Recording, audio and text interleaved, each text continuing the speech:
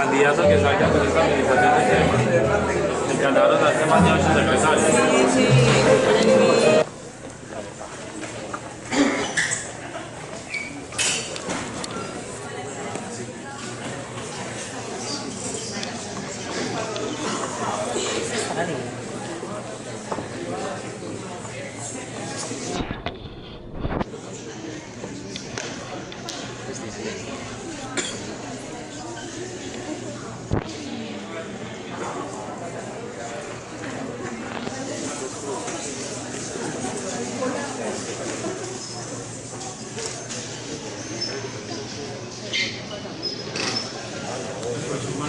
Que nos acompañen de una vez en la mesa.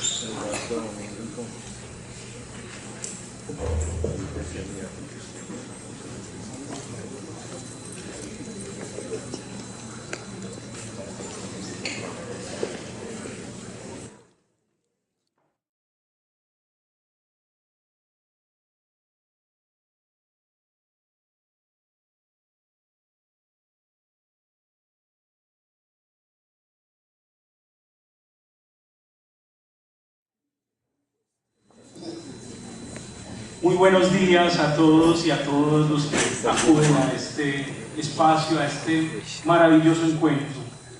Querido profesor Castells, apreciado Eduardo Domínguez, querida Gisela Posada, co-inspiradora de este momento, querido Álvaro Narváez, el presidente del Consejo de Cultura, con quien hemos venido apostando por una ciudad posible, una ciudad que todavía tiene mucho que hacer. Querida Jacqueline, que hoy está, profesor, en red, afectuosa con nosotros. Queridos todos ustedes, asistentes a este encuentro, buenos días, bienvenidos y gracias por acudir a este espacio de ideas que también, como siempre, con ellas son un acto de confrontación con nosotros mismos, con nuestras creencias, actos de los que, menos mal, nunca salimos ilesos, pero siempre salimos mejores. No es un secreto, las ideas nos cambian. De pronto, una frase nos hizo parar, nos hizo gritar de alegría o llorar, porque como gema habíamos encontrado lo que no sabíamos que estábamos buscando.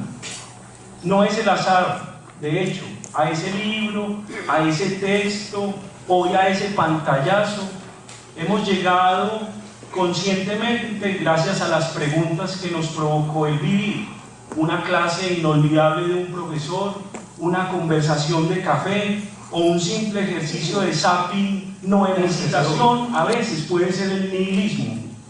Pero en Medellín hubo quienes, todos nosotros que estamos aquí hoy, que preferimos, como dice alguien, el pesimismo activo. Sí, sabemos que todo es muy difícil y por eso acudimos a las ideas que nos cambian, para que con esas ideas que nos cambian poder cambiar el mundo que hay que cambiar. Por eso está usted, profesor, hoy aquí. Porque sus ideas nos han cambiado y nos seguirán cambiando. Y ellas son nuestras herramientas para cambiar y transformar día a día el mundo que vivimos, la ciudad que tanto amamos. Gracias por su presencia inspiradora. Gracias por su coherencia vital. La solidez de sus pensamientos, combinado con la alegría y la energía de su ser, nos dan fuerza, optimismo, ganas.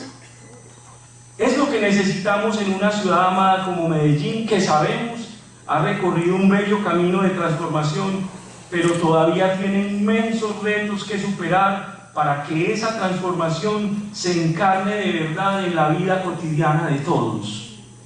Medellín es un reto y usted nos inspira, nos da ideas, nos comparte saberes que estamos seguros nos ayudarán a seguir adelante hacia una ciudad posible para todos. Una ciudad que derrote la inequidad violenta que aún padecemos. Bienvenidos siempre y gracias, profesor, por existir. Bienvenidos y buenos días.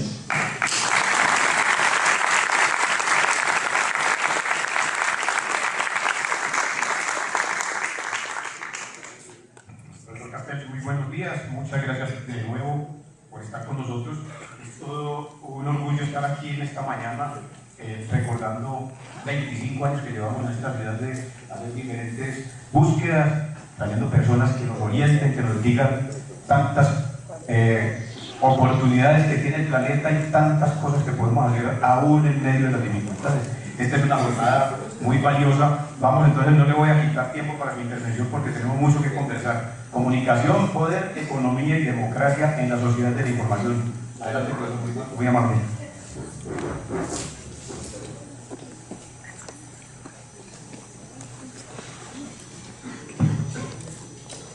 Buenos días. Quiero en primer lugar agradecerles su presencia y su interés, a los que intentaré corresponder.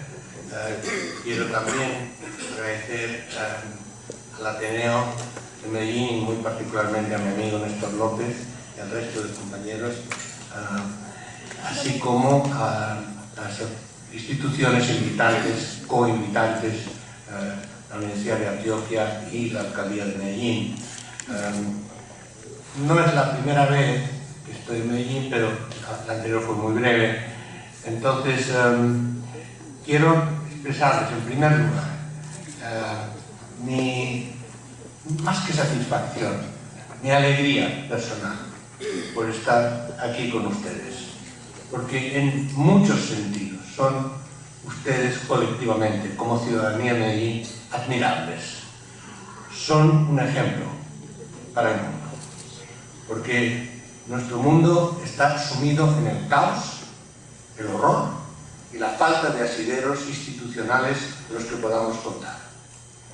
Y ustedes han demostrado que de ese horror, que todavía no terminó, pero que se ha ido atenuando gracias a ustedes, salió una fuerza colectiva de vivir y no solo sobrevivir, que ha ido transformando esta ciudad y ha hecho que hoy día se hable en todo el mundo de Medellín en términos positivos. En términos positivos. Por mucho que haya turismo, digamos, turismo de curiosidad de narcos, pero no les importa, es una forma de que jóvenes, sobre todo jóvenes de todo el mundo, vengan a enterarse de verdad de lo que pasó y lo que está pasando. Y si ellos pueden pasear hoy por donde pasean, es por ustedes. Entonces, yo creo que en ese sentido son un ejemplo. Yo indirectamente he conocido bastantes cosas.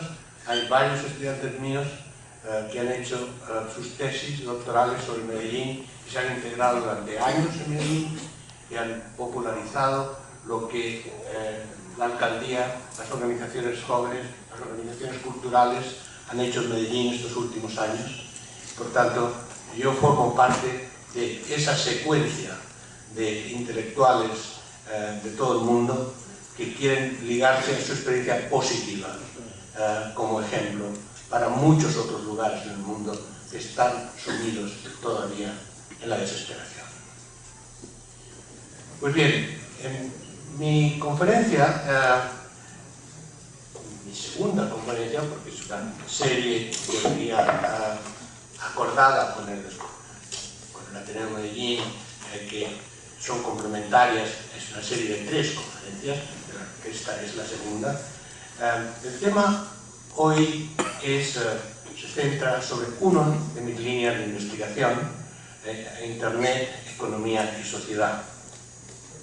Y quisiera también situarlo en un contexto intelectual más amplio, porque mis amigos del Ateneo me pidieron que no fuera solo la conferencia sobre un tema específico, sino que querían ver de alguna manera el contexto de tradición intelectual, cómo yo había llegado a esas investigaciones y a esas ideas. Entonces, quiero muy brevemente situar por qué de repente me puse a investigar sobre Internet, tecnología, etc. Durante, como saben, estudié y luego fui profesor en París, originalmente no por elección, sino por exilio político, cuando tenía 20 años. Y a partir de ahí, en un momento dado de mi vida, acepté la experiencia de enseñar e investigar en la Universidad de Berkeley, en California. Y en ese momento yo estaba ya reflexionando sobre algo que era bastante evidente y sobre el cual mi maestro Alain Touraine, el gran sociólogo francés, había ya publicado. Y es un proceso de transformación estructural de las sociedades, más allá de la tecnología, más allá de la cultura, una transformación de la estructura social, de lo que organiza las sociedades, que en aquel momento él y Daniel Bell, que fue el otro pionero desde posiciones políticas muy diferentes, que llamaron postindustrialismo. Claro, era normal, porque ellos apenas vislumbraban que lo que era ya no era, pero no sabían lo que era. Yo teóricamente, cada vez que alguien habla de post, pienso que es más bien una invitación a la investigación, no una conclusión, porque si es post, de acuerdo, pero ¿y qué? ¿Qué es ese post indefinido? Entonces, yo siempre intenté ir en los terrenos no explorados. Y entonces decidí que yo iba a investigar el post. Y de hecho fue una buena motivación, no la única, para llegar a Berkeley. Porque en ese momento estaba en plena transformación la revolución tecnológica basada en la microelectrónica, en la comunicación digital, centrada precisamente en Silicon Valley. O sea, Berkeley, Stanford, la misma región. Y lo mismo, todas las grandes revoluciones tecnológicas que yo he estudiado tienen siempre un núcleo territorial, todas, donde empiezan. La revolución industrial se originó en Inglaterra, en torno a la Inglaterra media, Manchester, etc., no en Londres. Y de hecho, gran parte de todas las teorías sobre el capitalismo, sobre la relación industrialización, nueva sociedad, etc., que desde Marx se centraron en el tema, reprodujeron, en cierto modo, ese modelo inglés de capitalismo. Con lo cual, obligaron a todos los intelectuales del mundo que no eran de Inglaterra a correr siempre detrás de la realidad, intentando ver cómo lo que era el capitalismo inglés era diferente, o incluso totalmente diferente en otros países. Bueno, entonces, sin demasiada comparación, yo al llegar a Berkeley llegué con una idea concreta, que era analizar la interacción entre la revolución tecnológica e informacional, basada en tecnologías de información y comunicación, y la sociedad. Y obviamente como parte de la sociedad, la economía. Digo interacción, porque lo primero es rechazar el llamado determinismo tecnológico, que determinadas tecnologías determinan lo que pasa en la sociedad, en la cultura, en la política. Y la verdad, yo no entro mucho en esa discusión, una discusión para intelectuales franceses, porque es tan sin sentido que no hace falta. Obviamente la tecnología no determina la sociedad, pero eso se toma como pretexto para entonces minimizar la importancia de la tecnología. Y ese es el gran error. Es la interacción, como siempre ha sido. Eso no es nuevo que vale, es siempre. La tecnología, la forma en cómo hacemos materialmente las cosas, es un elemento fundamental de la revolución tecnológica. Llegué con otra idea, muy afirmada, de que había que evitar el etnocentrismo. Absolutamente claro en el caso de Daniel Bell, que incluso explícitamente dice, miren, esto es, lo que yo hago es para Estados Unidos y Europa occidental, el resto del mundo sí, pero eso es una cuestión para el siglo XXI.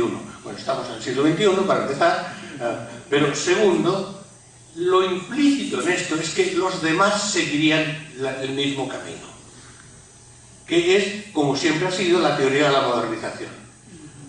Unas sociedades llegan a lo moderno y los demás se hacen modernos más tarde, pero van al mismo modelo. Pues yo, la verdad, primero como catalán y luego como trabajando e investigando desde América Latina, desde que apenas empecé a hablar, yo siempre me pareció esencial observar cualquier intento de análisis estructural a partir de la diversidad de la experiencia humana, de la historia, de la cultura de muchas sociedades. Y por tanto, llegar a Berkeley en el año 79, me puse a estudiar a fondo Silicon Valley, las empresas, la tecnología, toda esa historia, pero decidí al mismo tiempo trabajar simultáneamente en el conjunto del planeta. Y así lo hice. Obviamente yo conocía Europa, conocía bastante y conocí mucho más América Latina, tuve que investigar sobre Asia. En el terreno, yo cuando investigo es siempre sobre el terreno, incluso me metí a fondo en la Unión Soviética, investigué a fondo las especificidades de los cambios tecnológicos en la Unión Soviética y la crisis de la Unión Soviética y la perestroika. Entré a fondo en esa experiencia hasta el punto que me casé con una rusa, lo cual siempre facilita el trabajo de campo. La sociedad red, que es un tipo de estructura social relativamente nuevo. Yo diría, lo que se llamaba post, el post yo lo descifré como sociedad red. ¿En qué sentido? Lo hice empíricamente, porque conforme iba estudiando todas las dimensiones de la sociedad, la cultura, la globalización, las empresas, la política, los movimientos sociales, encontraba redes por todas partes. No es que yo me inventé lo de la sociedad red, es que las redes aparecían por todas partes. Con lo cual, para ser coherente, digo, bueno, pues esto es una sociedad red. Y esta es la nueva estructura social que estamos viviendo en nuestro tiempo. Por ejemplo, la globalización, una parte esencial de la investigación, es una red de redes. Hay redes de producción, redes de comunicación, redes de innovación, redes culturales, y todas, que son todas globales, y todas estas redes están interactuando y conectadas a nivel global. Y esto no agota la experiencia humana, para nada. La mayor parte del trabajo, la mayor parte de personas, la mayor parte de actividades no están globalizadas. Pero todo está influido y, en último término, condicionado por procesos nucleares en todos los aspectos de la vida, que estos están globalizados y que su interacción constituye una estructura social global en red, que es lo que llamamos globalización. Ahora bien, ¿por qué es así? Las redes siempre han existido, siempre. Es una de las formas más antiguas de la experiencia humana. Pero las redes siempre tuvieron una gran ventaja y un gran problema a lo largo de la historia. La gran ventaja es su flexibilidad, su capacidad de adaptación, de reconfigurarse constantemente, de seguir la evolución de la vida, de la historia, de la naturaleza, de las relaciones humanas. El problema era que eran muy poco capaces de escalar la lógica de la red más allá de una cierta dimensión, de un cierto nivel de complejidad, de una cierta intensidad de relaciones. Hablando claro, las redes eran muy definitivas en la construcción de relaciones sociales personales, afectivas, en la relación de sociabilidad, en las relaciones de persona a persona, pero no eran eficaces en la construcción de los grandes aparatos de poder, de los ejércitos, de las iglesias, de las grandes corporaciones desde el principio de la historia. Y cada vez que había una confrontación entre las personas reticuladas, o como yo llamo, pues se llaman las enredadas, y las grandes burocracias verticales organizadas que eran capaces de concentrar poder, recursos y dirección estratégica en base al ordeno y mando. Y así fue como a través de la historia se fueron, la lógica de vertical se fue imponiendo a la lógica horizontal, que por cierto tiene alguna relación con la división y la explotación de género a través de la historia, porque las mujeres siempre fueron multidimensionales. Se tenían que ocupar de todo. Los hombres especializados en el poder. O sea, la guerra, el dinero y la ideología o la religión. Las mujeres todo lo demás, el conjunto de la experiencia humana. ¿Y cómo? Sobre todo con estrategias de supervivencia. Y esas estrategias estaban fundamentadas en redes de solidaridad, en redes familiares, en redes con los hijos y los nietos, etcétera, etcétera.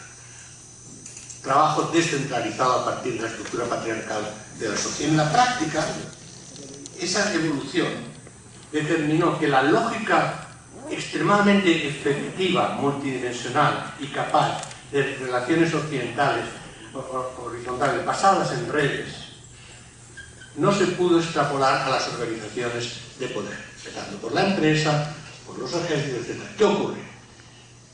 Las tecnologías de información y comunicación, ahí sí tienen un efecto específico, hacen posible una estructura de red en la que se mantiene la unidad de ejecución, la unidad estratégica de decisión y aplicación de esa decisión, y al mismo tiempo son capaces de efectos de retroacción, de relación horizontal y de expansión ilimitada de las redes en nuevos territorios y en nuevas actividades.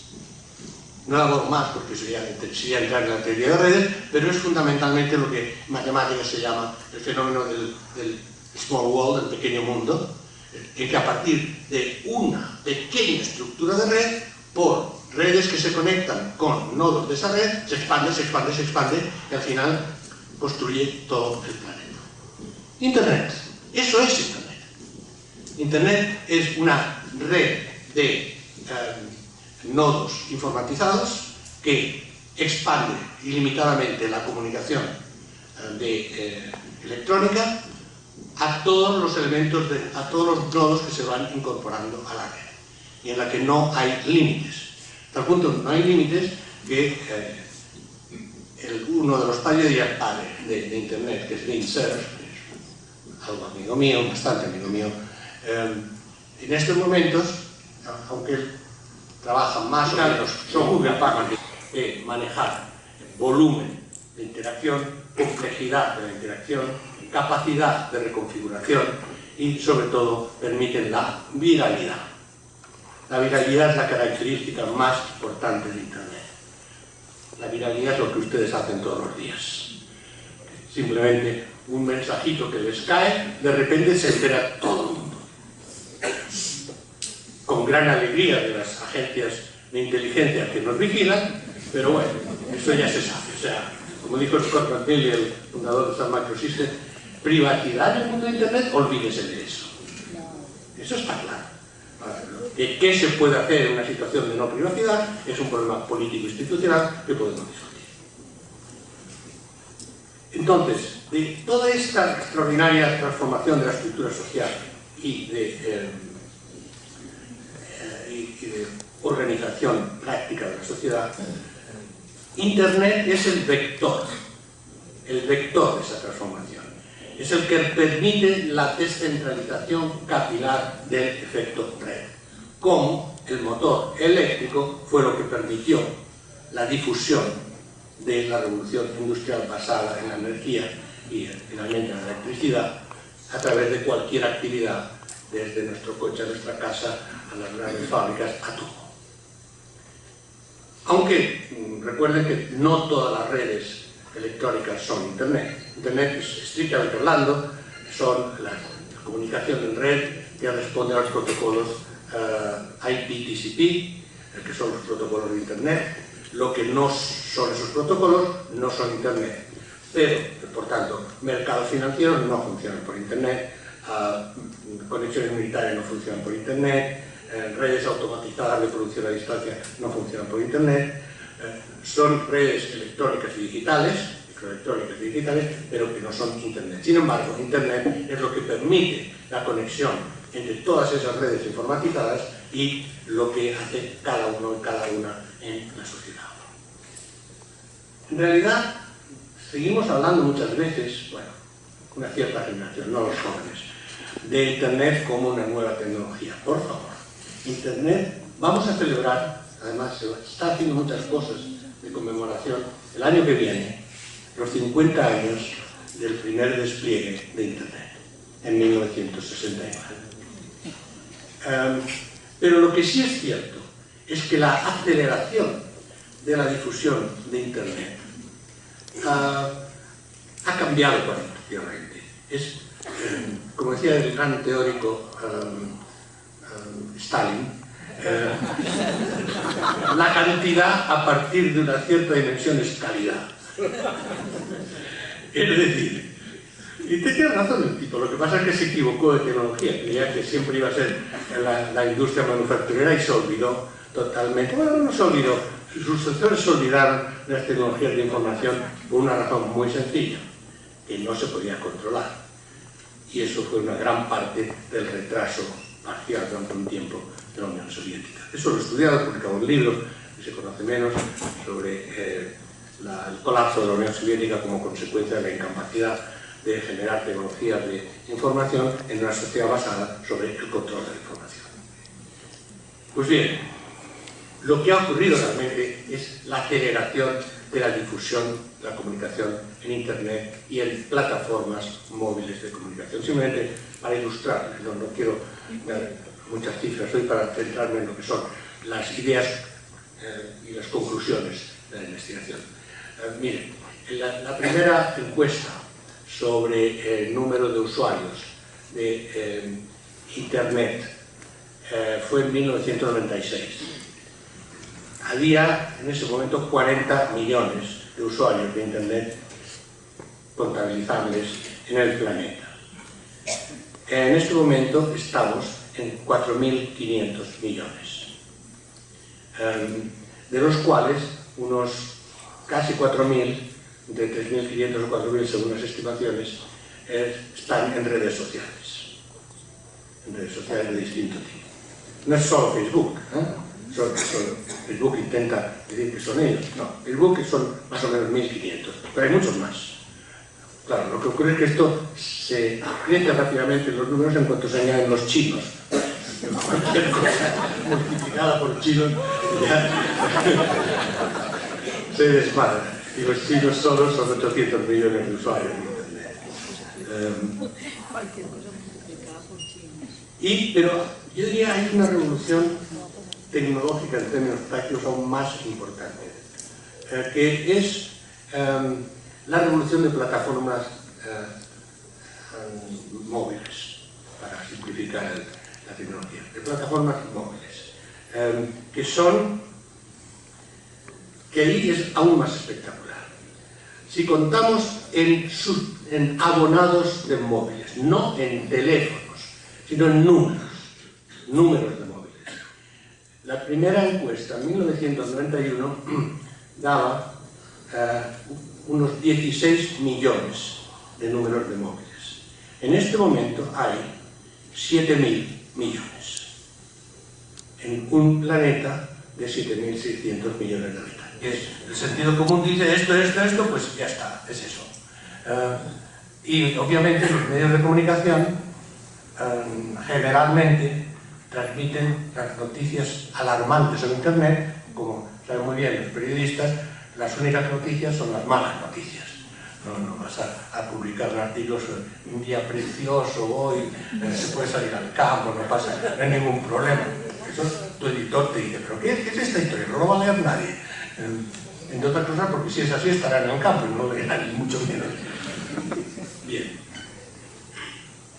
Esa difusión fundamental, que fue favorecida por nuevas construcciones tecnológicas, en particular el World Wide Web de Tim Berners-Lee, diseñado en 1990 y difundido a partir de 1992, que sitúa todo el mundo en una red gratuitamente desde el punto de vista tecnológico. Es decir, que no hay que pagar por esa conexión. Por cierto, una de las fundamentales características de la revolución Internet es que los creadores de la tecnología de Internet, en su gran mayoría, No incluye a Bill Gates, porque no fue creador de la tecnología de Internet, fue comercializador genial de lo que otros hacían. Pero los creadores, Vint Cerf, Khan, Tim Berners-Lee, etc., en cuanto Linus Torvalds, en cuanto diseñaban algo, lo ponían sin costo ninguno a disposición de cualquiera en la red. Y ese ha sido cómo se ha difundido Internet. Una vez, Tim y yo somos bastante amigos, le pregunté, pero Tim, imagínate, tú te podrías haber hecho 1000 veces más rico que Bill Gates, porque si cada vez que tenemos que hacer una búsqueda te pagamos un centavo, pues sí, ya lo sé, no soy tonto. Digo, ¿y entonces por qué lo hiciste? Me dio una respuesta que creo que conecta con muchos de ustedes aquí. Porque lo que yo quería era cambiar el mundo. Y, bueno, porque sí, claro, puedes acumular todo el capital que quieras, al final te mueres. Y, sin embargo, él así cambió el mundo, porque fue mucho más rápida la difusión de información, de tecnología, de capacidad, porque nadie tuvo que pagar derechos de propiedad intelectual, nadie tuvo que... Entonces empresas empezaron a comercializar, que eso no es problema, porque una vez que están en el dominio público, unos lo hacen para cambiar la política, otros lo hacen para hacer dinero, otros lo hacen para crear cultura, y cada uno lo hace según sus valores e intereses. Pero la tecnología de base, común a todos, era y es libre acción de derechos de propiedad y la difusión de esos mensajes. Sobre esta base culturalmente determinada de un desarrollo tecnológico sin precedentes, que realmente es una revolución en el sentido estricto de las revoluciones tecnológicas, porque afecta las actividades básicas del ser humano, la información y la comunicación. Por eso se transforma la estructura social. Y por eso yo no utilizo el término de sociedad de la información. ¿Por qué? Porque la sociedad de la información y del conocimiento, de la economía del conocimiento, lo que ustedes quieran llamar, siempre ha existido. Todas las sociedades históricamente conocidas, la capacidad productiva y el poder han estado basados en la información y en la comunicación. La información y la comunicación siempre ha sido lo más esencial, lo más importante de las actividades humanas. Siempre. Entonces, ¿qué cambia? Cambia la tecnología de información y comunicación. Y lo mismo que la revolución industrial cambió para siempre y fundamentalmente la generación y distribución de energía, la revolución informacional ha cambiado fundamentalmente la información y la comunicación. O sea, las dos características más fundamentales que determinan el conjunto de la vida humana son la energía por un lado y la información y la comunicación por otro. Y estas son las dos grandes revoluciones de la historia. No se acaban las revoluciones, no sabemos qué viene después, supongo que tiene algo que ver con la fusión de biología e informática y por consiguiente el procesamiento del propio cuerpo humano en función de inteligencia artificial.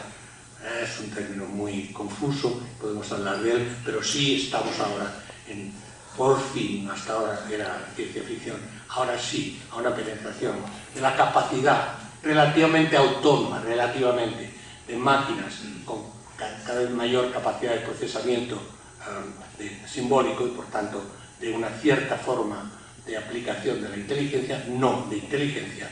Estamos ahora en ese punto de inflexión sobre esa revolución. Pero desde el punto de vista de qué ocurre en nuestra sociedad real, con esa interacción entre esas tecnologías que se han ido difundiendo y lo que hacemos en todos los aspectos de la vida social, el determinar qué ocurre y por tanto el ser capaces de monitorear, de gestionar esa extraordinaria transformación depende de investigación. Controlar esa revolución tecnológica en lugar de ser controlados por ella o controlados por los pocos que la dominan. Por eso es esencial saber qué pasa. No es un puro ejercicio académico, es un gigantesco ejercicio de concienciación humana para los datos que las grandes corporaciones saben, los sepamos todos. Y eso es investigación. Y eso, ¿saben qué? Es investigación académica. ¿Por qué? Porque con todos los defectos y todos los problemas que tenemos los académicos, en principio somos relativamente más libres que cualquier otra persona o institución para hacer investigación y difundirla sin cortapisas. O al menos los valores de la academia son esos. Y cuando no se respetan, se pueden denunciar. O sea, no se fíen de la investigación que haga Google o que haga Microsoft. No porque mientan, no, sino porque es su tesoro. Lo que ellos saben es su tesoro. Entonces lo tienen que negociar en qué condiciones difunden, cuándo, por qué, de qué manera. Y no crean que Google o Microsoft o Yahoo son empresas puramente tecnológicas. Google tiene toda una división de ciencias sociales, psicología, humanidades, cultura, etc. Con cientos y cientos de muy potentes jóvenes investigadores. Que yo sé porque muchos de mis estudiantes acaban ahí, cuando no encuentran puesto en la carrera universitaria. Entonces, insisto, no es mal fe, no, es simplemente la lógica de ganancia es lo que cuenta. Bien o mal, la lógica de los incrementos de productividad es la base de lo que yo llamo la competitividad positiva. Todo el mundo habla de competitividad. Bueno, competitividad, estrictamente hablando, es ganar partes de mercado. Pero esa competitividad puede hacerse o por comprimir costos o por incrementar productividad. Y tiene efectos fundamentalmente distintos. Muchas empresas consideran que si bajan salarios, si no respetan las leyes medioambientales, si producen sin límites solo pensando en ganancia, son más competitivos. Y lo son en el corto plazo. Esa es la competitividad contra lo que gobiernos con una visión a más largo plazo tratan de luchar. La otra competitividad es que se ganan partes de mercado por mayor productividad que hace que los demás también se incorporen a un proceso más productivo y con lo cual el conjunto de la economía aumenta y cada uno aumenta sus partes de mercado, pero no necesariamente quitándolas a otros, sino aumentando la amplitud del mercado. Ese incremento de la productividad está directamente relacionado a la transformación de la estructura productiva en base a la revolución tecnológica e informacional, como siempre ha sido en toda gran revolución tecnológica. Hubo un gran debate entre los economistas porque no se veían los efectos en términos estadísticos durante, digamos, 20 años, desde los años 70, que empezó el nuevo paradigma tecnológico, hasta los años 90. Bueno, eso siempre ha sido la experiencia histórica. Los efectos de la revolución tecnológica industrial sobre el textil, por ejemplo, tardaron 70 años en manifestarse. ¿Por qué? Porque no basta con introducir nueva tecnología. Es necesario al mismo tiempo crear una nueva organización del trabajo y de la producción que responda a esa tecnología y también formar el personal, los trabajadores, los gestores capaces de manejar esa nueva forma de producción. Para hablar claro, en el caso de la tecnología informacional, ha habido estudios empíricos que han mostrado que si en una empresa se introduce, se informatiza, se introducen computadoras en todo el proceso de producción y de gestión, sin cambiar la organización vertical de la empresa, sin pasar a una organización horizontal y en red, la productividad retrocede. ¿Por qué? Porque si una empresa es burocrática, con más computadoras es más burocrática y más controladora. las empresas más que rápidamente incrementaron su productividad fueron precisamente las empresas de microelectrónica, de comunicaciones, de transmisión digital, de software. ¿Por qué? Porque como conocían ya esas tecnologías, fueron las que primero los introdujeron en sí mismas. El resultado fue, a partir de mediados de los 90, el crecimiento de la llamada nueva economía. La nueva economía ha sido muy mítica, quiere decir algo muy concreto. En toda revolución tecnológico-industrial surge una nueva economía, que es simplemente un momento en que surge un enorme crecimiento de productividad no explicable por los factores de producción tradicionales, capital y trabajo. Eso es la nueva economía. Si no se observa ese crecimiento de la productividad, no hay nueva economía. ¿Y qué permite la nueva economía? Pues permite, por ejemplo, mantener un ritmo de crecimiento alto en pleno empleo o casi pleno y sin inflación. Eso, en teoría económica 101, solo puede existir matemáticamente hablando con crecimiento de la productividad. Entonces, el resultado de esa nueva economía fue ejemplificado primero en dos contextos. Uno, el sector tecnológico avanzado y la economía en su conjunto en Estados Unidos a partir de 1995, sobre todo el periodo 95-2005. Y el otro, Finlandia. Estudié a fondo Finlandia porque era un ejemplo de incorporación de revolución tecnológica con alta productividad, con nueva economía y con un modelo social totalmente distinto, basado en el estado de bienestar, protección de los derechos de los trabajadores, sindicatos aceptados en las empresas, etc. Por tanto, yo puedo mostrar que el modelo tecnológico de crecimiento de la productividad no estaba necesariamente ligado al modelo neoliberal económico, sino que hay distintos modelos posibles según las historias y las instituciones. Pero en el núcleo central sí había los elementos propiamente económicos y tecnológicos de la productividad. Durante ese periodo, 95, 2005, 2006, tanto con Estados Unidos como Finlandia, el crecimiento económico fue del orden del 3,5 o 4% anual, la desocupación se mantuvo por debajo del 5 o 6% y no hubo inflación.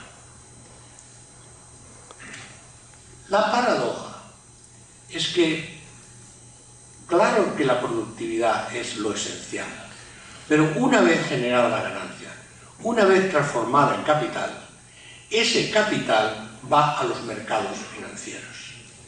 Y la paradoja fue que la enorme acumulación de capital que se produjo en base a esa productividad fue utilizada especulativamente en los mercados financieros para crear, gracias a nuevas tecnologías, una enorme masa de capital virtual sin correspondencia con la producción material, como 60 veces la producción, el Producto Bruto Mundial, 60 veces.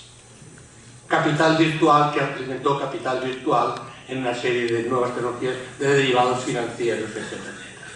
Y entonces, mientras, para hablar del centro de esa crisis de Estados Unidos, mientras que en la productividad entre 1998 y 2008, el momento de la crisis financiera, aumentó de forma acumulativa en 30%, que es enorme en 10 años, la productividad real, los salarios reales solo aumentaron en 2%, y el endeudamiento de las familias y de los estados en base a ese capital virtual aumentó en un 200%. Esos desfases económicos que tienen una lógica especulativa llevado a las ganancias financieras y no industriales, y no empresariales, eso fue el origen de la crisis financiera. Yo hice más o menos este mismo análisis en el momento de la crisis en 2010 o así, en Silicon Valley, con un público de empresarios tecnológicos, y lo tenían muy claro empezaron a gritar: sí, es que son unos especuladores, son unos bandidos, nosotros creamos riqueza, ellos la transforman en especulación. Pero en realidad tenían bastante razón, no que ellos sean unos angelitos con sus trabajadores, etc. Pero sí es cierto que hay creadores de riqueza y parásitos financieros. Pero cuidado, al mismo tiempo esa finanza existe, es real, es también producción. Y si a usted le hacen ganar por un consejo, alguien que le aconseje financieramente, en términos reales, 10% al año, bueno, perfecto, ¿no? Pero la acumulación de esos efectos con poca relación con respecto a la productividad crea un desfase que en último momento crean posibilidades acrecentadas de crisis, que es lo que hemos estado viviendo entre 2008 y 2014, más o menos, en muchos lugares del mundo. Esto es para decirles que por un lado hay una transformación de la economía en base a esa revolución tecnológica, pero que esa transformación de la economía no suprime, al contrario, aumenta la lógica del capital, la lógica tradicional de que lo único que importa es la ganancia a corto plazo, no la acumulación a largo plazo, a corto plazo. Y por tanto hay una contradicción entre la capacidad de crear riqueza que permite esta revolución y la utilización de ese capital acumulado para alimentar los mercados financieros globales. Eso es lo que quiero decir, para constantemente mostrar la interacción entre los dos procesos, de forma que no nos creamos el cuento famoso de que con la tecnología, la productividad, con eso somos todos ricos y con eso se acaban los problemas de la humanidad. Pero lo que es cierto es que los efectos económicos organizativos de Internet son esenciales, aumentan productividad, aumentan transformación económica, aumentan capacidad de crear riqueza. Y se concentran en esos efectos, que pueden ser muy complejos, pero se concentran en una palabra: desintermediación. Lo que Internet hace en la economía es desintermediar las relaciones entre personas, entre servicios, en redes de proveedores, en acceso a los mercados. La producción está directamente unida a la distribución. Como esto es muy abstracto, dos ejemplos concretos de empresas importantes y muy distintas. La mayor empresa del mundo por capitalización es... no es Google. Ya no. Es Amazon. ¿Amazon qué? ¿Es una empresa de Internet? Sí, es totalmente una empresa de Internet. Pero no solo es la tecnología de Internet, pero no produce directamente Internet. Amazon es un gigantesco sistema de almacenaje, transporte y distribución de todo. Sí, antes eran libros y música, etc. Hoy es todo. Y tiene, naturalmente, grandes cadenas físicas de supermercados para distribuir el supermercado. Y está conectado con una serie de empresas de entrega a domicilio como Uber. Uber trabaja para Amazon. Tú llamas a Uber, le dices, le das tu número a Amazon y te trae a casa lo que quieras. Porque todas las empresas de distribución se están organizando en red, y eso gracias a Internet. Gracias a Internet. Entonces, Amazon lo que ha creado es un mundo híbrido, físico y virtual, que permite una enorme flexibilidad, la compra, la distribución, etc. Y es una economía basada en innovación constante, en información distribuida y en organización en red. Ese es el ejemplo actual de economía en red. Y permíteme que rapidísimamente pase a otra empresa muy importante también. Una de las tres grandes empresas argentinas de exportación agraria. Exportación de soja, que es lo que, como ustedes saben, está transformando las economías de varios países sudamericanos. La empresa Grobo Copater, lo deletreo, Grobo Copater, que es el nombre de una familia y de una persona. Es una empresa agraria que está en Carlos Casares, en La Pampa, en la provincia de Buenos Aires, y que está liderando toda la exportación de soja a China. es una empresa sobre la que yo he hecho un estudio, pero con mis colaboradores, en particular Fernando Calderón, pero que además conozco al propietario, etc. Es una empresa agrícola que, como muy bien dicen ellos, no tiene tierra, no tiene trabajo y no tiene capital. ¿Cómo se hace eso? Bueno, porque en un momento tuvieron una crisis, se les inundó la tierra y no sé qué, buscaron una solución y la solución es fácil. Alquilan la tierra por un periodo determinado para hacer determinadas cosas. Trabajo, lo contratan como, en algunos casos como consultores, en otros como trabajadores, y es trabajo altamente cualificado, porque las máquinas hacen la producción material en la tierra. Ellos lo que necesitan son servicios financieros, análisis en tiempo real de los mercados y de los precios de los mercados mundiales, innovación tecnológica constante sobre el tipo de soja que pueden producir, cómo, de qué manera, innovación comercial, innovación de formas de organización del trabajo. Tienen enormes laboratorios de investigación conectados además con el Instituto Nacional de Tecnología Agropecuaria Argentino y la Universidad de Buenos Aires. Una red de investigación, de desarrollos inmediatos y de conexión a las aplicaciones de la empresa en todas partes. Y capital, fácil, lo piden prestado y después devuelven, pero también lo invierten, pero es el capital que invierten, lo invierten en otros sectores, etc. No capital, no trabajo, no tecnología, todo en red, y es la empresa líder de la exportación de soja en Argentina. Creo que merece la pena reflexionar sobre el ejemplo. El propietario dice, pero no se lo crean, que fue porque leyó mi trabajo y entonces trató de desarrollar la empresa red en función de lo que yo había escrito en mi libro sobre la economía red, la empresa red, etc. No se lo crean porque le va demasiado bien para que sea así. Nunca me he hecho muchas ilusiones sobre mi capacidad de desarrollar ideas prácticas que les sirvan a las empresas. Sobre todo a las buenas empresas y simpáticas no las quiero arruinar. Pasemos ahora a la relación entre Internet y formas y procesos sociales, que les puede caer más familiar, más de cerca, pero yo quería insistir en un análisis propiamente económico porque para que no pensemos que solamente es una cuestión de que Internet es para conectar al mundo. Internet es el corazón de la economía mundial, hablando claro.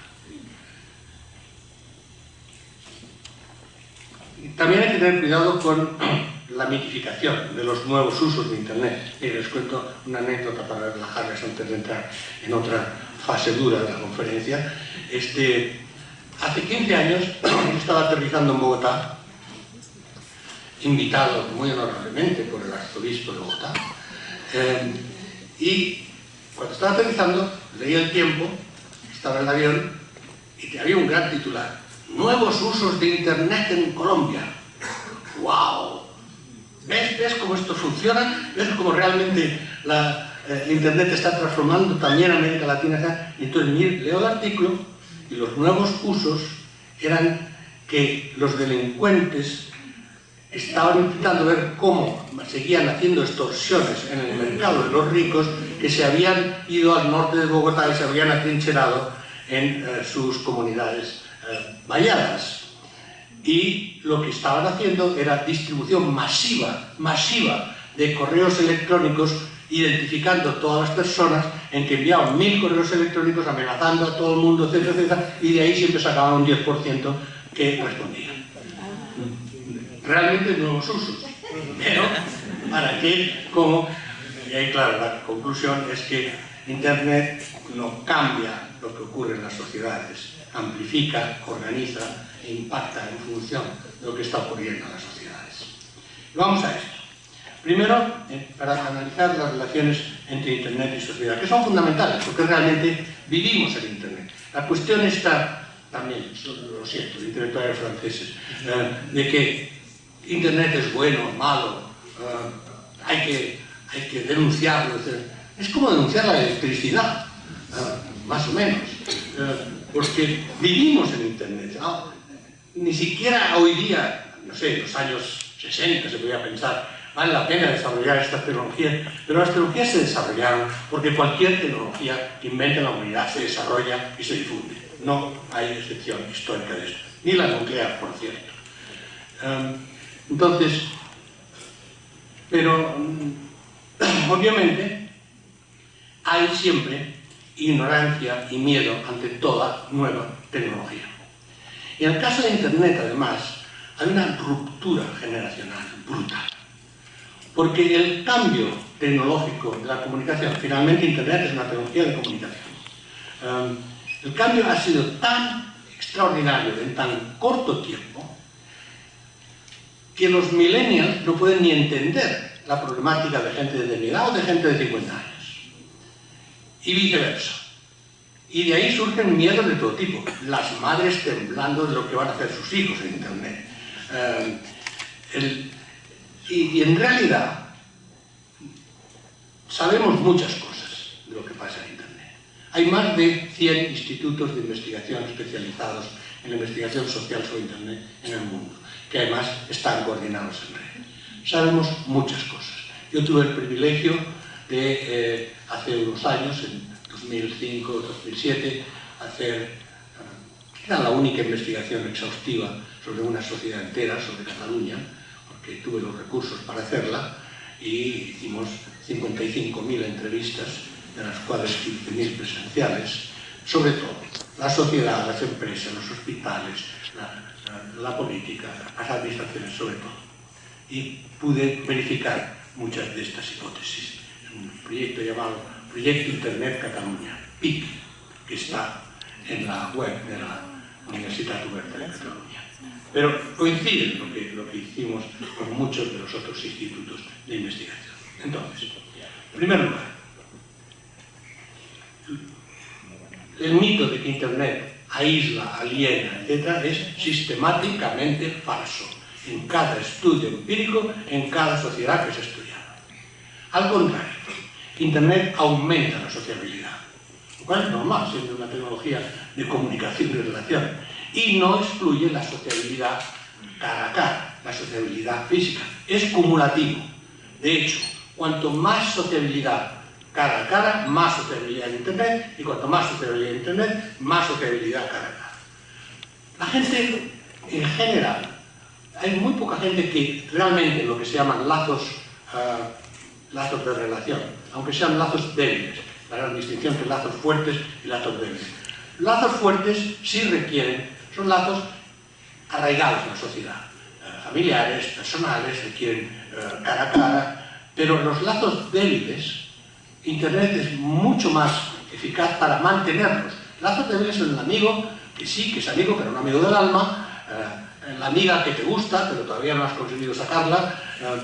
Es decir, son los lazos que todos tenemos, son múltiples en la sociedad y que es un costo de tiempo, de trabajo mantenerlos. Pero en Internet se pueden mantener muy fácilmente, con un clic más o menos, y ahí es donde las empresas han entrado para ofrecer plataformas relativamente accesibles de sociabilidad, y es ahí donde se han creado las redes sociales.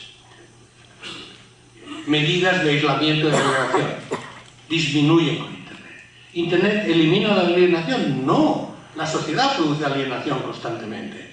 La sociedad produce aislamiento constantemente. Pero cuanto más utilizas Internet, si ya estás alienado, te haces un poco menos alienado. Y si estás muy aislado, te haces un poco menos aislado. Estos son datos, no son especulaciones sobre el tema. Por tanto, lo que se ha construido es una nueva forma de sociabilidad, que es así, depende de Internet, que se añade a la sociabilidad existente. Examínense ustedes mismos. ¿Ustedes han dejado de ir a los cafés, de ver a los amigos, de salir por ahí, de ir al restaurante? No, ¿verdad? Espero que no. Pero estoy seguro que no. Casi me atrevo a decirlo. Y también están en Internet. Y hacen lo que pueden en Internet, porque mucha tecnología no hace falta saber para Internet. Levantar el dedo y darle. Lo que sí, ya cuando hay usos mucho más sofisticados, pero si no, es simplemente para mantenerse en contacto, para hacer una búsqueda de informaciones que necesitamos, todo eso, no hay demasiado problema. Esa nueva forma de sociabilidad es lo que los sociólogos han ya identificado empíricamente como el individualismo en red. Es decir, lo que ocurre en la sociedad, por razones no de tecnología, es que hay un creciente desarrollo de una individualización de la vida y de las relaciones. Nuestra construcción como individuos pasa a ser la forma de identidad y de construcción individual y de construcción social más importante. Las generaciones jóvenes, desde luego, pero en general, el conjunto de la sociedad hemos ido evolucionando hacia individualismo en el sentido de nuestros proyectos, nuestras estrategias, nuestros valores, lo que queremos hacer, pero en red. Quiere decir que entonces, desde ese yo que afirmamos como fundamental, construimos nuestra red de relaciones o fuertes con gente que realmente compartimos los valores, los proyectos, las ideas, los intereses, y hacemos una red de esa gente.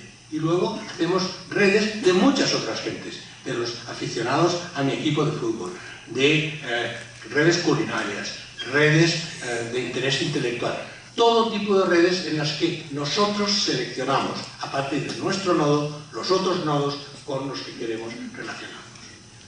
Por tanto, individualismo, pero no es el individualismo tradicional.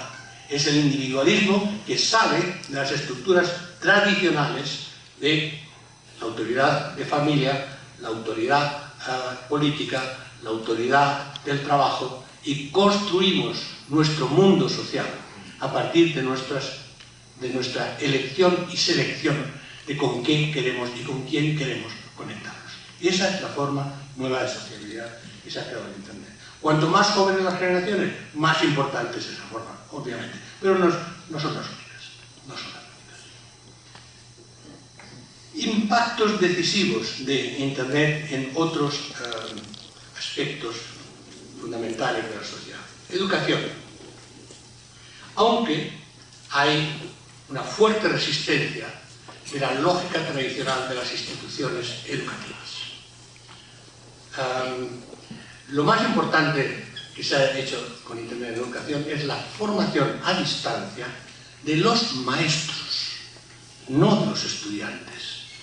Porque en muchos programas, por ejemplo en América Latina, de renovación de la educación primaria y secundaria, el gran problema que ha habido es cuando se amplía la escolarización, no se amplía de la misma manera el número de maestros ni la disponibilidad de los maestros. Y la cuestión entonces es cómo hacer posible aumentar la capacidad de los enseñantes de absorber las nuevas oleadas de niños, de alumnos que están llegando a las aulas. Yo siempre intentando provocar, no en el sentido colombiano, sino en el duro, yo llamo a muchas de las reformas educativas el desarrollo de almacenamiento de niños más que de educación, porque la cuestión es cómo cuidas a estos salvajes para que dejen tranquilas a sus familias, y hay que ponerlos en algún lugar para protegerlos también de la calle y de lo demás. Eso es muy importante, pero ya enseñarles algo además, eso ya es mucho. Entonces, obviamente, la inmensa mayoría de maestros y maestras son gente heroica, realmente heroica, que cuando intentan, en medio de todas estas dificultades, la relación al niño o a la niña sigue siendo básica, afectiva, emocional y fundamental. Pero están superados. Entonces, el apoyo constante y el reciclaje constante para mantener la capacidad de relación con las nuevas generaciones que llegan mucho mejor informadas, no mejor educadas, pero mucho más informadas. Eso solo tiene una solución que se ha intentado hacer en algunos países, que es la educación y reciclaje continuo de maestros y maestras por Internet. Eso es un tema absolutamente central. Lo mismo yo diría en salud. La ampliación de la cobertura de salud tiene un límite, que es la formación con la misma rapidez de técnicos sanitarios, de enfermeros y enfermeras, de primeros auxilios, ya por no hablar de médicos y médicas. Bueno, eso se puede con sistemas expertos mantener una red de trabajadores sanitarios apoyados en sistemas expertos, organizados, almacenados en términos de información y distribuidos a distancia. Esos son elementos que realmente están transformando poco a poco. Por no hablar ya de la educación superior, en la que hay dos formas que se están produciendo.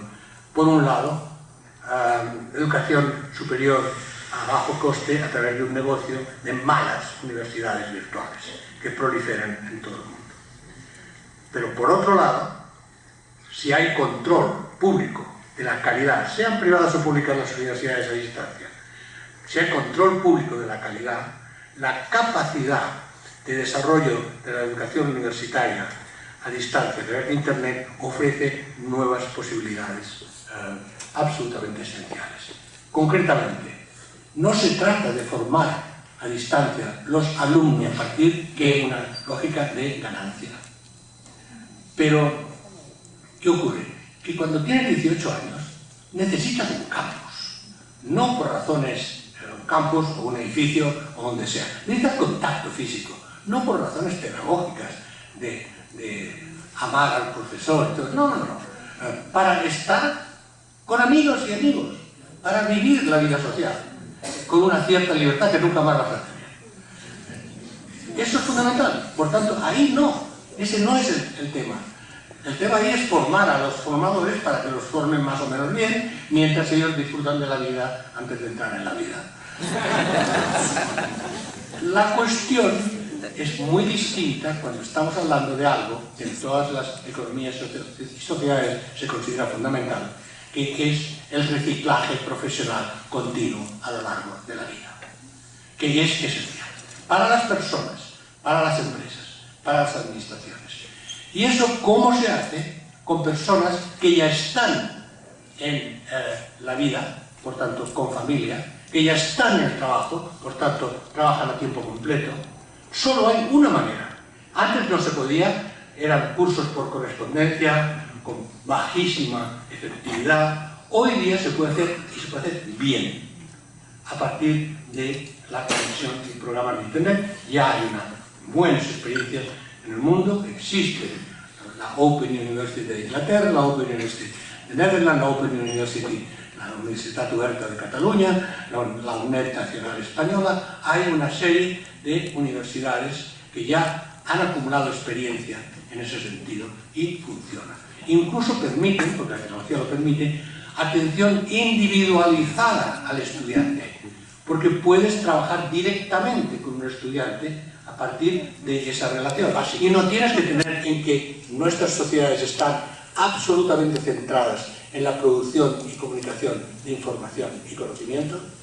Esa penetración es cada vez más importante. La cultura está siendo transformada. Aquí he conocido extraordinarios animadores y gestores y innovadores culturales. La cultura está siendo transformada parcialmente por esta relación con Internet. Está formándose lo que llama una cultura local, que es local porque está enraizada en las identidades locales, pero que está relacionada por redes con el conjunto del mundo y se aprenden los unos a los otros, se comparten documentos, se comparten imágenes, se comparte creación y se hace creación conjuntamente en la red. Y hay algo más. Se ha generalizado la cultura del remix, la cultura en que se mezclan producciones culturales de distintos lugares en una combinatoria cultural innovadora que produce un nuevo producto cultural en base a lo que ya existe.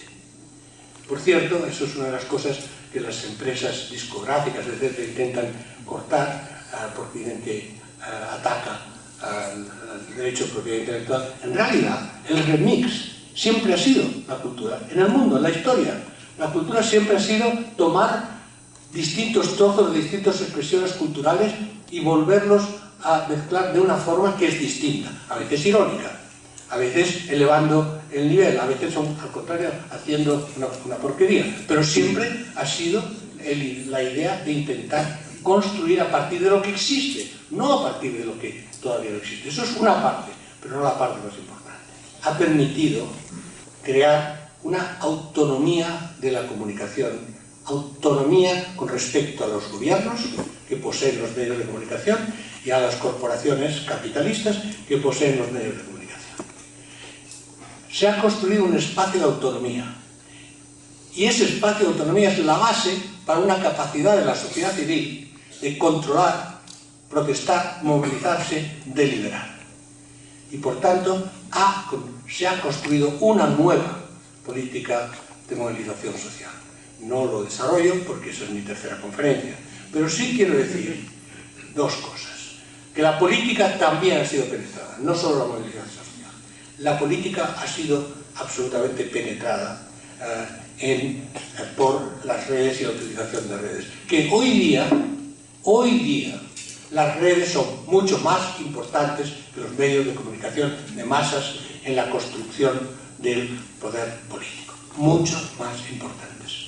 El ejemplo extraordinario, para mí catastrófico, de Brasil en estos meses lo demuestra. Todos los medios brasileños importantes, empezando por O Globo y Folha de São Paulo, estaban contra Bolsonaro. Contra Bolsonaro. Y sin embargo, el trabajo que han hecho empresas al servicio no de Bolsonaro, sino de movimientos protofascistas como Movimiento de Brasil Libre, financiados por medios conservadores mundiales como los hermanos Koch de Estados Unidos y por empresas brasileñas, llevaban 3 años construyendo una capacidad de intervención en las redes muy superior a los que otros grupos o la sociedad espontáneamente podía hacer, con nuevas tecnologías que son muy distintas de lo que conocíamos hasta ahora. Todo el mundo, ustedes ya saben, todo el mundo sabe lo que es el fake news y el fake. Una calidad tecnológica de imagen y sonido que es mucho más clara en términos de difusión que la televisión, que las imágenes realmente captadas, etc. Por ejemplo, un Lula haciendo un discurso que nunca existió, amenazando a una serie de grupos y de sectores, diciendo que cuando salga de la cárcel va a ajustar las cuentas a este y ese y ese y este, o al contrario, en el caso de Estados Unidos, los grupos pro-Trump haciendo fakes de líderes latinos y negros, amenazando con castigar a grupos, a mujeres, etcétera, etcétera. El fake profundo es ya la última frontera en la que ya la información difundida en Internet y las imágenes difundidas en Internet no puedes saber técnicamente si son o no son. Y eso solo se arregla con capacidad contraria de desmistificar, con formación y educación, pero educación también en la detección de esos fake. Y acabo con esto. Miren, Internet no es ni bueno ni malo, pero no es neutral. Es decir, todo depende de lo que se expresa, se hace, se manifiesta y se articula en Internet. En último término, Internet es nuestro espejo. Lo que somos en todos los aspectos de nuestras personalidades, de nuestras culturas, de nuestros intereses, todo está. Yo diría que lo único que creo que es objetivamente positivo de Internet, concebido así, como la expresión directa de la sociedad, como espejo, es que nos permite mirarnos al espejo y conocer nuestra realidad más allá de la hipocresía social. Muchas gracias por su atención.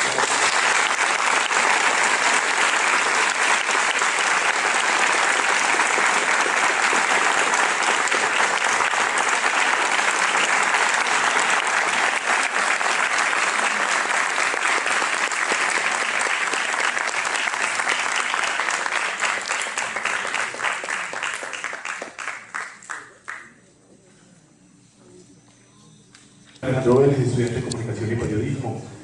Profesor, usted ayer en su conferencia decía que la política es mediática, ¿sí? La política es mediática y lo que no existe en redes o en internet pues no existe políticamente hablando. Temas como la sexualidad, la religión, es lo más político del mundo, sin duda alguna. También dicen que en las redes se ve los ángeles y demonios que somos nosotros, ¿cierto? Entonces mi pregunta es, las redes sociales se han convertido en un tribunal express y ¿considera usted que, aunque suene quizás utópico, formular una ley para sancionar los fake news y las fakes profundas que usted nos acabó de exponer, porque yo lo asimilo que son similares como a la especulación económica? Incluso en Estados Unidos, si no estoy mal, se penaliza que alguien vaya y diga no, la bolsa se va a caer, vendan todo, porque genera pues una especulación. Y esto es similar pues con las fake news que atacan a alguien. Entonces, ¿considera usted que las redes sociales se han convertido en un tribunal expreso? Y muchas gracias por estar en medio. Y a todos también por traerlos. Muchas gracias. Complemento, se va a acabar el mundo, donen todo al pastor. El último que salga que apague la luz. Doctor Manuel, ¿usted quiere responder de a una o vamos con las tres primeras? Si no importa, yo creo que será más ágil responder a tres preguntas. Correcto. Vamos con la segunda, por favor. Digo, para aligerar el nivel de diálogo. Bueno, buenas tardes, profe. La pregunta va dirigida en torno a algo que usted se refería en torno a las energías. ¿Cómo no puede criticar la energía si, por ejemplo, actualmente vivimos una crisis ecológica por el modelo de energía que se sustenta en combustibles fósiles? Podríamos hablar de que la evolución y esta revolución tecnológica también está generando de alguna manera un saqueo y un ecocidio del planeta, pues porque para sustentar estos soportes tecnológicos obviamente se necesita también de una materia prima que pues se saquea del tercer mundo. Entonces era preguntar si cuestionar la energía también es posible desde ese punto de vista. Vamos con la tercera pregunta aquí, por favor. Un segundo que traigan el micrófono. Profesor, contarle que en Colombia en este momento estamos en una situación histórica en la defensa de la educación pública, un movimiento social grande y de presión que me parece que es emblemático y que le sirve a usted como evidencia empírica de lo que son las redes, de lo que ha significado esa mediación en esa difusión de las situaciones que está viviendo ese movimiento, y que además no solo son movimientos sociales y presión, sino que está liderado fuertemente por mujeres. En particular, las profesoras de la Universidad de Antioquia han tenido un lugar destacado en esta movilización que vivimos. Mi pregunta es muy sencilla: en esa desintermediación de la cual usted habla, ¿qué lugar ocupa el cuerpo? ¿Quién, perdón? ¿Qué lugar ocupa el cuerpo? El cuerpo. Gracias. Adelante, profesor. Muchas gracias. Vamos a ver, lo voy por orden, es más fácil, aunque la última es la más compleja, como era de esperar. Bueno, yo creo que las redes sociales expresan tendencias contradictorias de la opinión de las personas y de los grupos.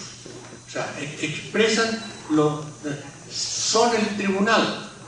Pues no son tribunal si no se acepta la sentencia y todavía no son capaces de enviar a la policía para hacerla cumplir. Lo que sí es cierto es que crean un estado de opinión y luego crean una imagen de ciertas personas, de ciertos grupos. Entonces, yo diría que lo que hacen las redes sociales, más que ser un tribunal, es son creadores contradictorios. Hay dos temas distintos. La dificultad de identificar al que dice alguna cosa. Pero la otra cosa, yo diría que es más importante, es que Las redes sociales están en general y deben estar protegidas como derecho de expresión, libertad de expresión. No hay ninguna razón para introducir la censura de lo que se dice. Eso es lo que hacen en China, y aún así les cuesta. Por tanto, un principio de todos los internautas activos de todo el mundo es que la única cosa que todos están de acuerdo en defender es la libertad de expresión, que se puede decir lo que se quiera en Internet, se puede manifestar y difundir lo que se quiera. Ahora, ¿cuáles son los límites? Los límites son los que en la sociedad, las instituciones, siempre que sean legítimas o reconocidas como tales, establecen legalmente como los límites.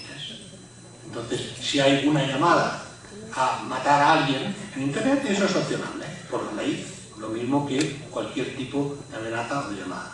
O si hay una grave injuria a alguien basada en información fabricada o no autentificada, eso en principio es un delito de injuria.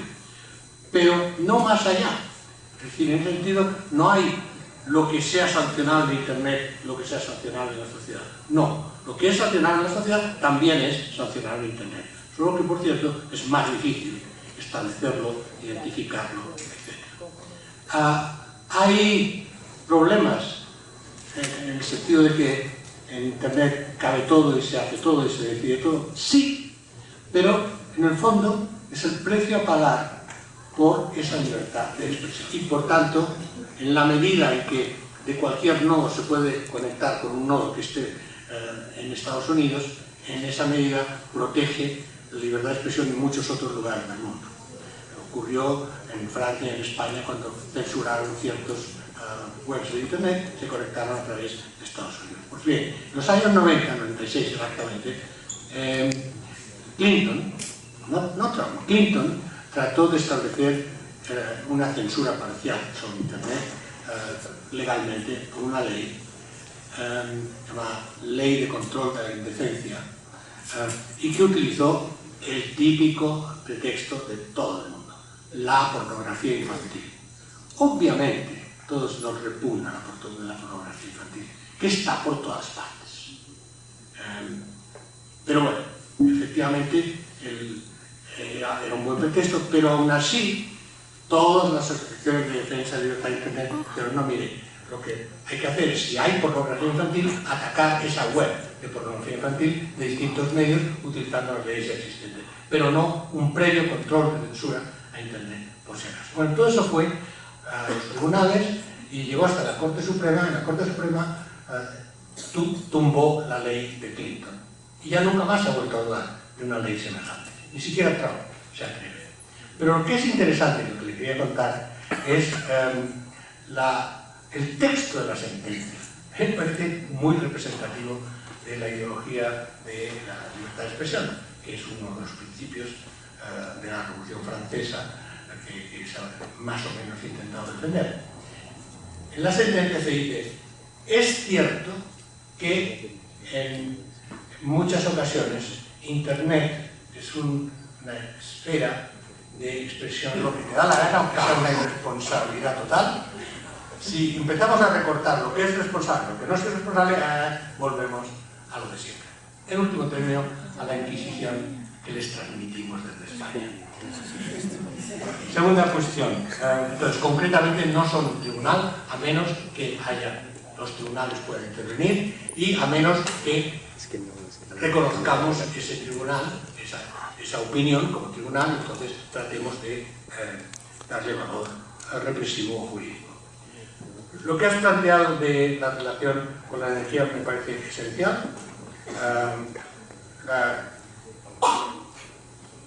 El tipo de sistema energético que tenemos está claramente científicamente diagnosticado y extrapolado. Eso lleva no a la destrucción del planeta, sino a nuestra destrucción en el planeta. El planeta, si nosotros, estaría feliz, pero a la destrucción de la habitabilidad del planeta. Eso sí es cierto. Entonces, el desarrollo de tecnologías y de aparatos electrónicos añade esto. marginalmente, realmente marginalmente. Aquí lo que estamos hablando de verdad es de la industria del automóvil como industria contaminante. Estamos hablando de verdad de las antenas radioeléctricas, antenas eléctricas, las antenas de móvil. Estamos hablando de toda la infraestructura basada en campos de radiación magnética y en campos de alto consumo de electricidad. Estamos hablando de arquitectura, estamos hablando de las locuras arquitectónicas de construir más y más edificios cerrados que tienen que gastar aire acondicionado. Temas, por un lado, que usted ha planteado, me parece importantísimo, el actual debate sobre la educación pública en Colombia, que más o menos sigo, porque yo siempre sigo Colombia, y esto lo relaciona más con las capacidades de movilización social, por la división del trabajo que hemos hecho entre las tres conferencias. Le hablaré de movilización social en Internet, refiriéndome de alguna manera a movimientos semejantes en la próxima conferencia. Lo siento, no es un comercial, pero es para decirle que trato de no mezclar los temas. Pero, de todo eso, usted lo que planteó, bueno, sí, y el cuerpo. Pues yo también. Vamos, hablemos del cuerpo. Entonces, el cuerpo.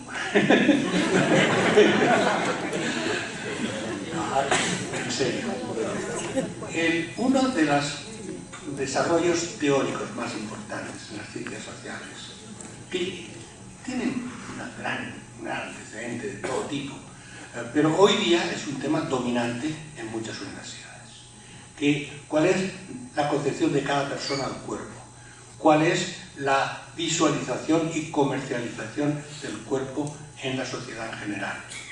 Y está directamente ligado realmente a la explotación sexual machista que se produce en medios de comunicación. Ese es un primer tema, que como es muy conocido, no insisto porque hay cosas más interesantes en lo que usted señala. Pero es importante, es decir, la digitalización y comercialización del cuerpo, sobre todo el cuerpo de la mujer, como forma de comercialización, en último término de alienación y de agresión, eso es un tema clásico que está ahí. Pero hay algo más que es distinto, que es la transformación. Hay un aspecto cultural y un aspecto tecnológico. El aspecto cultural es que la concepción del cuerpo de cada uno y la relación al cuerpo es algo central en nuestra cultura, en estos momentos. Todos los temas de preservación de la salud, de deporte, de cuidarnos, de la enorme cantidad de medicinas, tratamientos, etc. Ha creado una enorme industria del cuerpo, pero que parte de la ideología del cuerpo, de que mi cuerpo, es lo más importante que tengo, lo tengo que cuidar para vivir, también para mantener la apariencia, para tener éxito, para proyectar la imagen de mí mismo, no solo de mí misma. Es decir, eso es realmente yo diría una cultura dominante en estos momentos, y que es relativamente nueva. La idea, por ejemplo, el rechazo al envejecimiento. Mantenerse eternamente joven, con cremitas de todo tipo y con los tratamientos que sean y como sean. Pero esto no estamos hablando de las élites, no, de la gente normal. Y no estamos hablando de mujeres, estamos hablando de todos. Entonces, esto es otra dimensión que la nueva cultura del cuerpo está en la base de muchísimos tratamientos de salud, que aparecen ser médicos, pero en realidad no son médicos. Y un último tema, en mi visión, por el cuerpo, es la revolución biotecnológica de mantenimiento y acción sobre el propio cuerpo de las sociedades. Es la capacidad, para empezar, de reproducción de nuestros órganos. Es la capacidad de intervención nanotecnológica en nuestros cuerpos para repararlos continuamente. Y es la capacidad de producción genética de nuestros descendientes. Si quieren realmente pasarlo mal una noche de estas que me gusta, una película de terror, miren algo que existe. Miren un reportaje de la mejor documentalista de cine de Europa, que es una holandesa, pero simplemente en internet lo encuentran como DNA Dreams, los sueños de DNA, que es un reportaje hecho hace 3 años sobre una empresa realmente existente en Shenzhen, en China, colaborando con una empresa danesa, que ya ha construido una base de datos de los niños más inteligentes de China y Estados Unidos. Más de 2.000 niños, que los han encontrado a través de concursos, de niños de 9 a 10 años, les han extraído el DNA y han hecho una base de datos y son capaces de clonar. Son capaces de clonar. No lo pueden hacer todavía por regulación. Pero, insisto, cualquier cosa que se inventa, acabamos haciéndolo. Entonces, además de la clonación general de todo un ser humano, hay otras cosas, que es la clonación de órganos, la clonación parcial de órganos, para que cada uno tenga su reserva de órganos cuando se le van acabando. Eso ya está. La otra cosa es la clonación de... no tanto la clonación, sino el acumulamiento de información sobre quién es cada uno de nosotros médicamente. Esto las compañías de seguro están haciendo un enorme trabajo para conseguir que se les autorice hacer un screening biotecnológico de cada persona que aseguran para saber el riesgo real. Y entonces, en función de los resultados de ese test, todo lo demás se incorpora como capacidad de control de lo que va a ser ese cuerpo. Y tienes una etiqueta y esa etiqueta nunca más te salvas. Entonces, hay distintos aspectos de la relación al cuerpo y esos aspectos son a la vez culturales, son tecnológicos, son políticos y por tanto es una nueva área de investigación que se está desarrollando en muchas partes, pero que pone al día lo que eran ya las ideas de Foucault en su momento. Siempre nos lo presentan como paradigma educativo, ahora usted nos lo muestra como un paradigma de la nueva economía, y sin embargo Finlandia tiene los más altos índices de suicidios en Europa, de los índices más altos de consumo de antidepresivos y de alcoholismo, y el 70% de la población viven solos en apartamentos para una sola persona de escasos 30 metros. Entonces, ¿es un estado de bienestar en medio de un pueblo del malestar? No, absolutamente de acuerdo, pero cuidado, yo lo que señalé es que Internet no agrava o produce efectos de aislamiento, al contrario, donde ya existe ese aislamiento, lo alivia en cierto modo, los resultados de nuestros datos de investigación.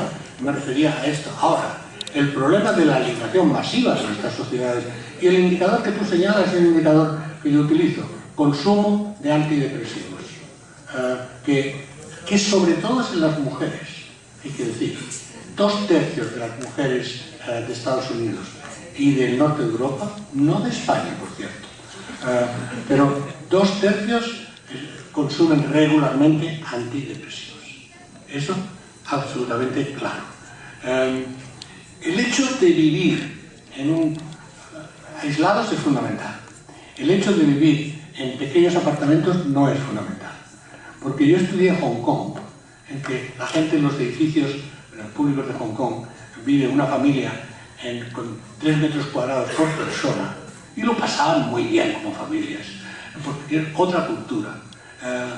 Tenían los restaurantes de los edificios públicos abajo, un poco como aquí, como este edificio, y había vida social, etc. Entonces, ahí yo no estoy en lo del determinismo tecnológico, que en último término han roto redes de solidaridad y apoyo y soporte tradicionales y las han reemplazado por una práctica y una ideología basadas en el proyecto individual como proyecto competitivo y de sálvese quien pueda, que en términos más generales se asocia con la ideología neoliberal, creo que correctamente, y que por tanto ha roto la solidaridad humana y ha roto las capacidades de reconstituir, y que en parte está ligado a la crisis de institucionalidad y de legitimidad política e institucional, porque la gente ya no cree en lo que eran las otras instituciones aparte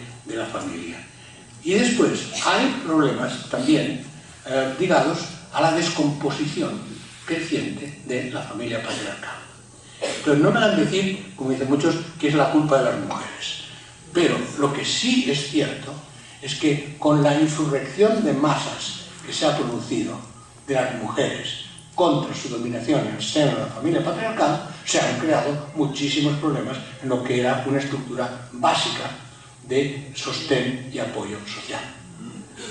Eso está clarísimo.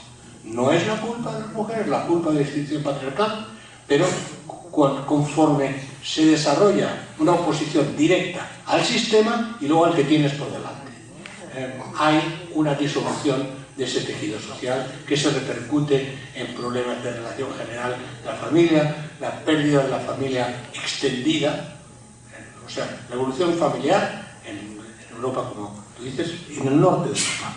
Es, por un lado, la familia, ya no hay familia extendida, pasa a la familia nuclear, y esa familia nuclear está rota. Quería hacerle una pregunta sobre el tema económico, básicamente, si usted nos podría hablar sobre los efectos. Pues ya dijimos que uno de los beneficios esenciales del Internet es la desintermediación.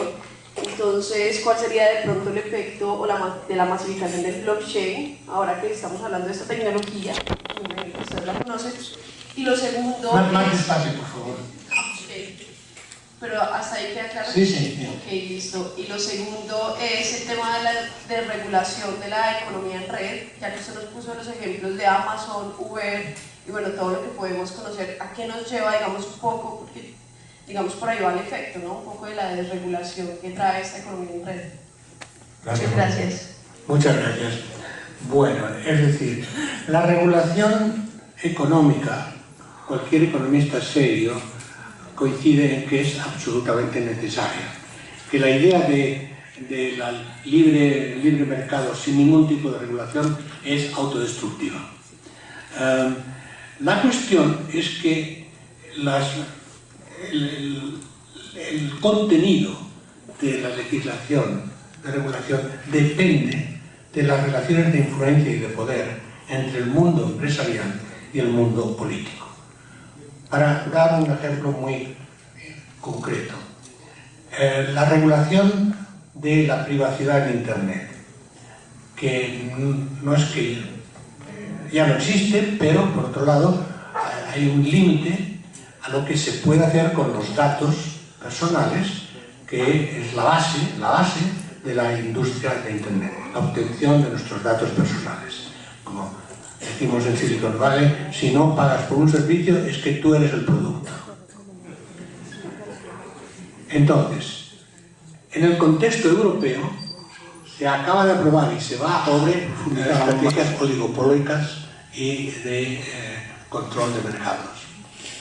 En Estados Unidos no. En Estados Unidos no. ¿Por qué? Porque el poder político de Silicon Valley es infinitamente mayor en el caso de Estados Unidos que en el caso de Europa. Incluso empieza a haber una ofensiva de las grandes empresas de Internet, que son casi todas de Estados Unidos, para no introducir servicios o inversiones en Europa, sobre todo en países como Francia o Irlanda, que han ido más lejos en la regulación, y probablemente están intentando utilizar la creciente fractura con Europa del Este para entrar en el mercado europeo a través de Europa del Este. Por tanto, para ser muy concreto sobre la respuesta a su pregunta, la regulación es absolutamente necesaria en múltiples dimensiones, desde las prácticas monopólicas a los usos de los datos, que son la base de la industria, y esto depende de las relaciones políticas que se establecen en base a la cultura propia de cada sociedad. Muchas gracias, profesor. Vamos entonces con la última pregunta allí. Buenas tardes ya. Empezó la conferencia diciendo que todas las transformaciones tecnológicas tienen un polo territorial. Eso me llamó particularmente la atención porque soy geógrafa Y entonces un poco la relación de eso con los movimientos, porque entonces vemos todo muy globalizado, la economía a través de internet, pero ya cuando las personas se mueven vemos que también viene siendo un problema global también, que no se ataja, que la idea pues que yo pienso no es atajarlo, pero que también se vuelve un problema para la contemporáneo. organización social y la movilización social. Hablaré de esto en mi tercera conferencia, pero los movimientos sociales actuales en todos los países, y ese es el futuro también, se empiezan por deliberación y denuncia en Internet, son locales y globales a la vez, pero siempre se manifiestan en el espacio urbano y siempre se relacionan con instituciones específicas, tanto instituciones nacionales como locales como internacionales. Entonces, es lo que llamo la construcción de un espacio híbrido de lo virtual y lo físico, que es lo que caracteriza nuestra época. Lo mismo que caracteriza la práctica de las personas. No vivimos en Internet, pero no vivimos sin Internet, no vivimos solo en un territorio determinado, pero siempre estamos en un territorio determinado o nos movemos entre distintos territorios. Y eso es lo que tenemos siempre que pensar, que estamos en un mundo en que hay dos niveles de realidad física, porque también el mundo de las redes sociales es físico de alguna manera, y que las formas de comunicación, relación, intervención y comprensión de las sociedades son articuladas en ese doble plano. Pues muchas gracias. Bueno, vamos a tomar un último minuto para agradecerle al profesor Manuel Castells su presencia, y lo vamos a hacer a la manera en que hace 25 años lo hacemos en este recinto.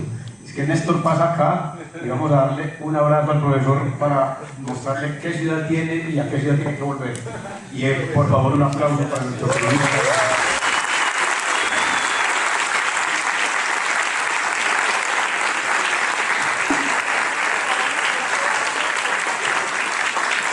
Muchas gracias a Eduardo, que en el auditorio C+D, o sea, pues una cosa impresionante, parece el Silicon Valley, pues o sea, el C+D en comisiones, es en Palacio de Exposiciones, no Plaza Mayor, sino ahí al frente Palacio de Exposiciones, en el marco del encuentro de periodismo comunitario. Entonces allá quien quiera ver la tercera conferencia que el profesor nos dejó antojados a todos, pues allá nos veremos mañana. Muchas gracias por estar acá y no olviden una cosa con Ateneo, déjenos sus sueños en las redes, porque la venida del profesor no es solamente que lo leímos o que nos lo provocó el profesor Eduardo, sino que muchos de ustedes alguna vez nos dijeron, hey, ¿por qué no piensan en este? Hagamos esa wiki pensamiento, ese wiki Ateneo y entréguenos nuestros sueños, que nosotros somos gestores culturales para construir con ustedes esto. Muchas gracias. Un abrazo.